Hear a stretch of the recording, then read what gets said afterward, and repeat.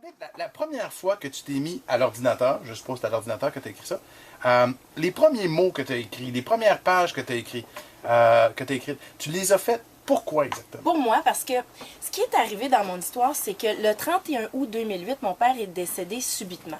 Mes parents étaient divorcés depuis 30 ans et 2 semaines après, j'apprends que ma mère a un cancer en phase terminale. Alors le deuil de mon père, j'ai l'impression que je ne l'ai pas vraiment fait parce que j'étais pris dans le tourbillon d'accompagner ma mère. Et quand elle est décédée, là, j'ai fait un arrêt de travail. En fait, j'étais épuisée. J'ai arrêté de travailler. Puis quand je suis retournée travailler à Salut Bonjour, je me disais, mais il me semble que cette histoire-là de mon père, je ne l'ai pas partagée avec personne. J'ai pas de frère, j'ai pas de soeur, j'ai pas de grands-parents, tu sais. Elle était toute à l'intérieur de moi. Puis je me disais, pour faire ce deuil-là, faudrait que je l'explique. Puis comment t'expliques ça à du monde? Hey, j'ai trouvé mon père mort. C'était un peu, tu sais, moi, j'avais une pudeur par rapport à ça. Fait que je me suis mis à l'écrire. Puis là, ça me faisait du bien. Je l'écris d'un jet. Les semaines qui ont précédé la mort de mon père, son décès, le deuil, je l'écris d'un jet. Là. Je me sentais tellement mieux après. Ah ouais. Je filais mieux. On dirait que juste le fait de l'avoir fait, c'était comme si ça c'était sorti de moi. Mais Marie-Claude, ça a dû être difficile pour toi jusqu'à temps que tu commences à écrire, de tout garder ça en toi. Oui. Tu as dû souffrir le martyre. Ben en fait, j'ai cherché de l'aide, j'ai fait beaucoup de thérapie. Ouais. Tu sais, j'étais en arrêt de travail, j'étais fatiguée, je me reposais. J'écoutais des séries télé. J'essayais un petit peu de me distraire, puis en même temps, des fois, d'aller chercher de l'aide. Puis j'essayais de gérer ça du mieux que je pouvais. Mais c'est vrai que j'ai trouvé ça difficile. Puis c'est là que j'ai amorcé tout ce cheminement-là que je raconte dans Orpheline, qui a mené à des grandes transformations de vie. Marc-Claude, tantôt on parlait donc de femmes qui infantilisaient avec Sylvie Lavallée, leur mari. Toi, c'est le contraire. Tes parents t'ont adultilisé. Oui, exactement. J'étais adulte très jeune. T'es comme devenu le parent de tes parents. Parle-nous de ça un peu. Ben c'est ça, c'est exactement fille unique. Mes parents se sont divorcés quand j'étais très jeune. Mon père alcoolique, ma mère qui était prise avec ça, monoparentale. Et comme enfant, moi, j'ai pris ça sur mes épaules. Puis je suis devenue adulte, puis je me suis responsabilisée beaucoup. Alors, quand ma mère est tombée malade, on avait beaucoup de non-dits et de ressentiments entre nous autres. Et là, je me suis dit, il faut que je trouve une façon d'être en paix quand elle va partir. Il faut. J'étais en paix avec mon père parce que il avait réalisé des grandes choses à la fin de sa vie. Il était sobre, il était impliqué dans les AA. J'avais beaucoup d'admiration pour lui. Puis on s'était tout dit. Puis je me suis dit, Dieu que c'est plus facile de faire le deuil quand la relation est correcte. Fait qu'il fallait que j'arrive là avec ma mère. Et c'est ce que je raconte dans ce livre-là. Ça a été compliqué. Il fallait que je reprenne mon rôle d'enfant et que je redonne à ma mère son rôle de mère alors que j'étais aidante naturelle. Fait que tu sais, des fois, la frontière est fine entre « OK, occupe-toi de tes affaires ». Mais là, je me disais, malade, mais en même temps, OK, mais t'es encore assez en forme pour le faire parce qu'il faut que je fasse ce travail-là. Fait que j'avais toutes sortes d'aides, je faisais toutes sortes de thérapies flyées pour essayer de me démêler là-dedans puis d'arriver à quelque chose. C'est quoi ta perception du fait de faire un succès d'un drame, en fait, personnel? Parce que le livre est un succès, là. Et tu sais, de dire, moi, Orpheline, j'en ai fait quelque chose de beau. Ben moi, je trouve ça le fun parce que le mot orpheline, pour moi, c'est pas orpheline, ça fait pitié. C'est orpheline, puis OK, c'est ça ma réalité, puis c'est correct, c'est cool. Je vis avec, puis ça a du bon, ça a du mauvais, comme n'importe quelle réalité. Je pense, Mario, que tu peux comprendre ça. Un échec, ça dépend de la perspective. Je pense qu'on voit ça beaucoup dans le sport. Oui, absolument. Tu sais, on sait comment transformer ça en succès. C'est ça. Puis je pense que c'est important de le faire. Puis moi, tu sais, aujourd'hui, je fais la tournée de promotion du livre. Il y a des gens qui me disent, mais là, tu te replonges dans ces émotions-là, ça doit être épouvantable. Ouais. Non, pour moi, je crie victoire parce que je le partage. Donc, en le partageant, ça lui donne une valeur positive. J'entre en contact avec d'autres. Puis moi, ça me libère. C'est moins lourd pour moi. Parce qu'ultimement, on vit tous à peu près dans des lieux communs, hein? Mais ça tout un parent. C'est Oui, clair. exactement. Normalement. Mais Marie-Claude, ça paraît aussi que quand tu en parles, tu te sens bien. Oui. Mais dans le temps où tu travaillais à Salut Bonjour, est-ce que tes confrères de travail, est-ce que tu en as parlé? Est-ce que tu avais des dons à un moment donné? Comment... Ben, j'en parlais un petit peu, mais en même temps, j'avais comme besoin de préserver mon environnement de travail. J'avais besoin que ça soit joyeux. Okay, ouais. J'avais besoin d'arriver là puis de me rattacher à la vie, puis d'être la Mère-Claude de bonne humeur qui parle de sport. Ça me faisait du bien. Fait que j'essayais un petit peu de les épargner parce que je voulais pas arriver le matin puis commencer à dire « Hey, là, hier à l'hôpital, il s'est passé telle affaire.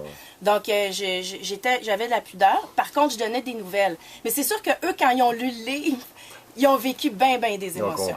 Quel genre de livre est-ce que c'est? Je vais être franc avec toi, mon père est décédé il y a 2 mois, tu sais, puis je te le disais tout à l'heure, je suis pas sûr que j'avais envie de me plonger dans un livre comme ça en disant « Tabarouette, ça va être triste, etc. » Est-ce que c'est le récit des événements qui sont survenus? Est-ce qu'au contraire, c'est des conseils? Qu'est-ce que c'est? Non, en fait, je l'écris comme un roman avec des dialogues.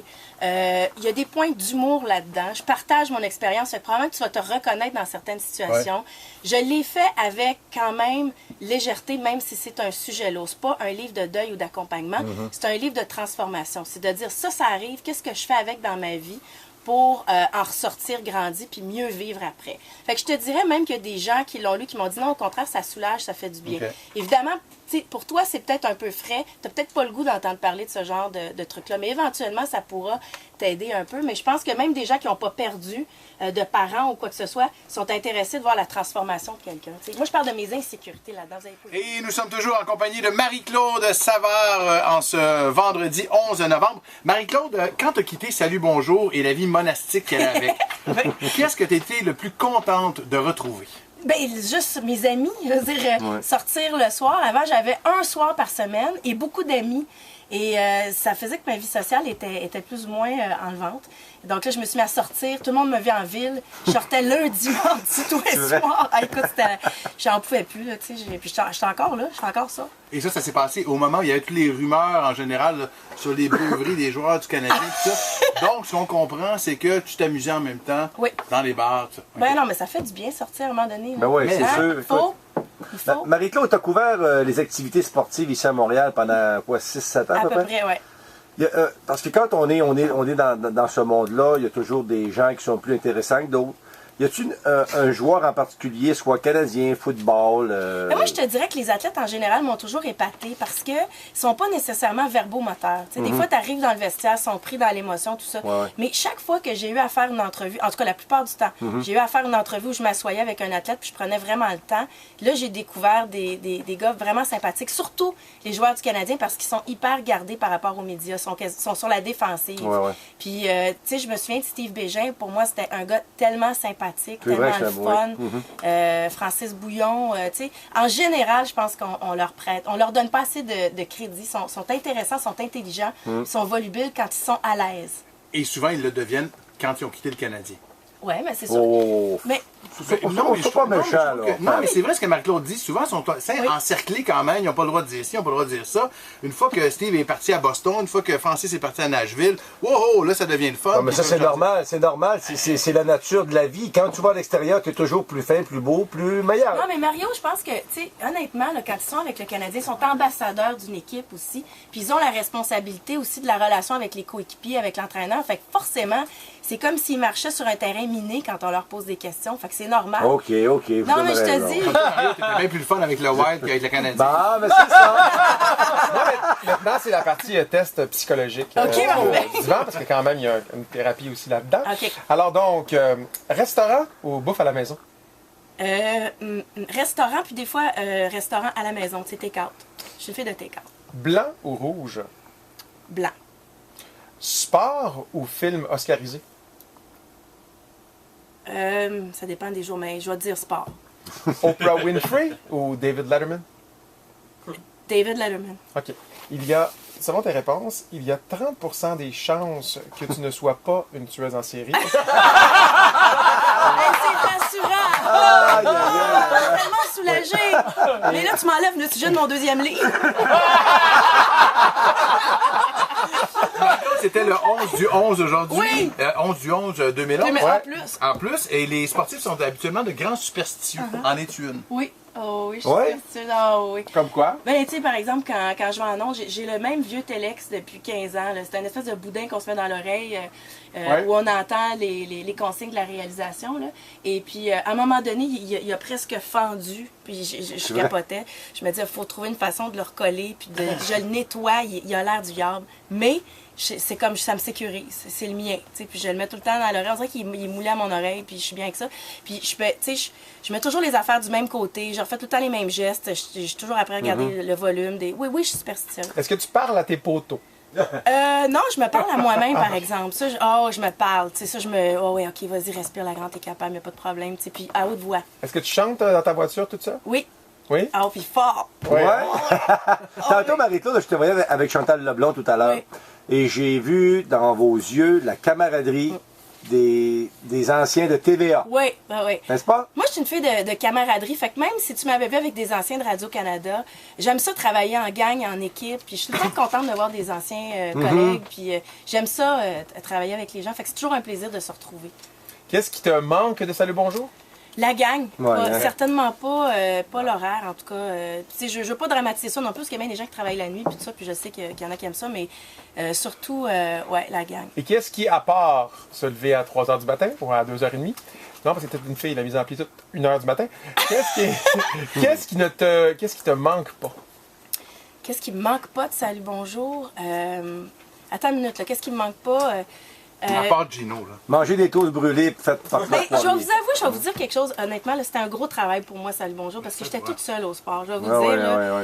Puis ça me manque pas d'être fatiguée, puis là, de me dire, est-ce que je regarde la game ce soir ou je vais me coucher, puis je la regarde rapidement le lendemain. Le niveau de responsabilité me manque pas.